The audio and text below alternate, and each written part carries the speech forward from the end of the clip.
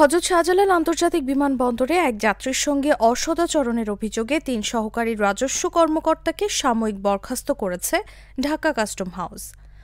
মঙ্গলবার ঢাকা কাস্টম হাউসের কমিশনার মোবারক খানম এই ৩ জনকে বরখাস্ত করেন। তারা হলেন মোহাম্মদ আজিজুল হক, শিমুল চৌধুরী ও আলামিন।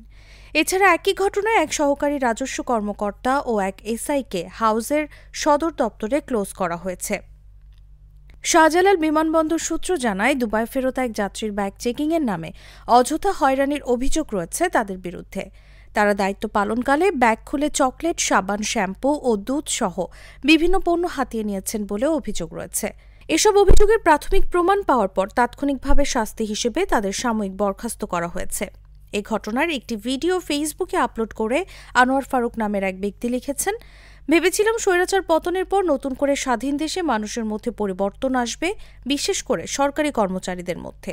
কিন্তু না, আমরা পরিবর্তন হইনি। আজ বিকেলে নেপাল থেকে আসার পর লাগেজের জন্য অপেক্ষা করছিলাম। হঠাৎ নজরে এলো নিরীহ বিদেশ ফেরত একজনের সাথে কাস্টমসের কর্মকর্তারা কি করছে।